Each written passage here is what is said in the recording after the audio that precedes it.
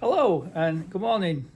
Welcome back to the channel of Gary's Classic Cars. So today we're going to change my tailpipe on my 1989 XR2. So if you remember back in my previous video a long time ago, I had a Sportex 3-inch bore exhaust on, which didn't look original, and it isn't original. And I cut the back end off and welded a bit of a 2-inch stainless steel pipe on it and then painted it black, and it gave the original look.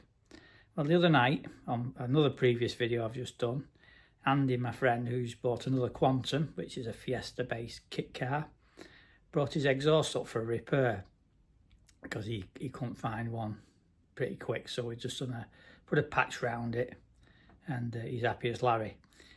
However, he had a proper XR2 exhaust with the silenced tailpipe, and I said, oh, I won't mind that.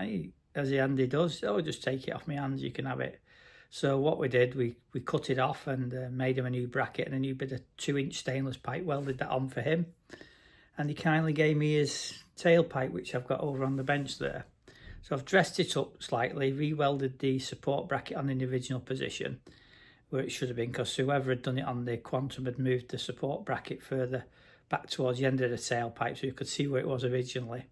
So I've cut it off, cleaned it up, and re-welded it back on in the original position.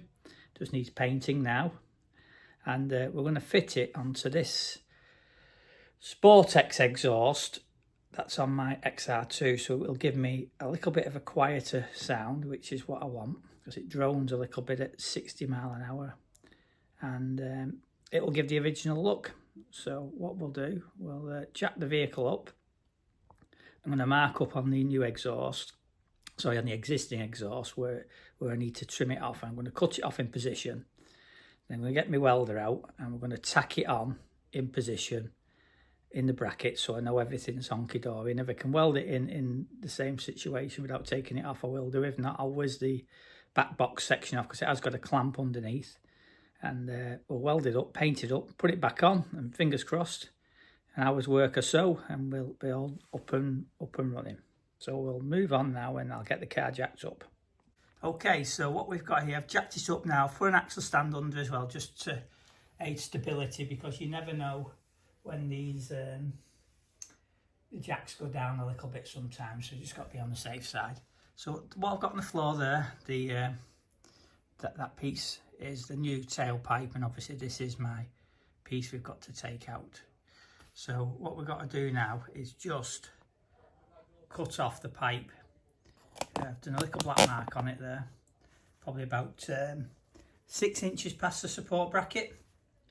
So we'll get the grinder out and we'll just nip that off, and then we'll offer up the new one. I've got to remember to disconnect the battery, so that'll be the first thing, because when I'm welding, I don't want to be welding with the battery connected because it blows the alternator, and I don't want to put another alternator on.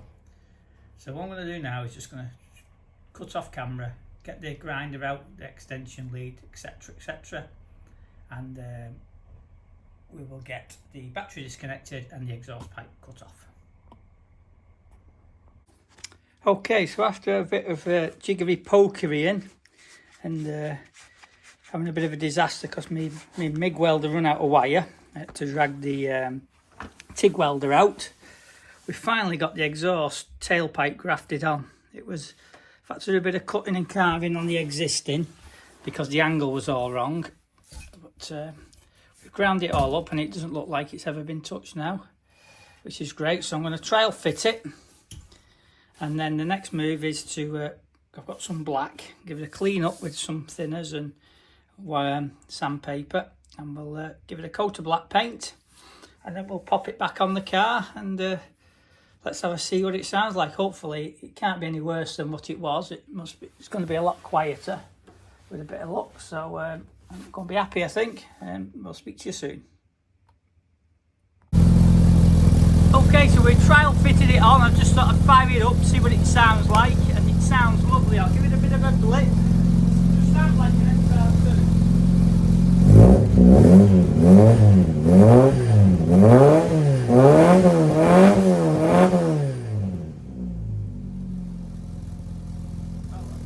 Call that a wrap. Very happy. I'll take some photos once it's sort of video once it's all on, but sounds just nice that. So see you soon.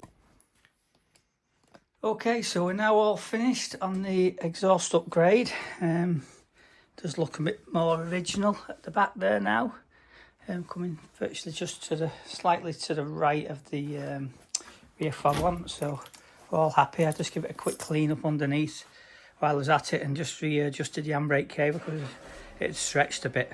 So I hope you've enjoyed it. Again, it's a little garage tip. If you've got a welding set and a bit of know-how, you can easily do these little modifications on your own in your own garage. And if you've got a grinder, it just helps for cutting and tidying up the welds, and then just need some heat paint. So next job after my holiday in a week or two is I've got a new body kit, or 3/4 of a body kit. I've got new sills, covers, front wheel arches and one rear. I just need to get one for this driver's rear now. It's a little bit tatty, and then we'll be attempting to take that off and refit the replacement on, and I'll paint the passenger door at the same time because Andy unfortunately clunked it with his door on his Quantum, put a little dent in it. So while I've got the body kit off, I can blend it into the rear quarter and into the front wing just below the door, below the line, hopefully disguise it. So that's my next job. But apart from that, we're going to give it a spin now, fire it up and give it a spin. So I hope you've enjoyed watching, and please tune in for the next one, whatever it may be, whether it be the wheel arches or something on the red or the green Hillman Imps. Take care, see you soon.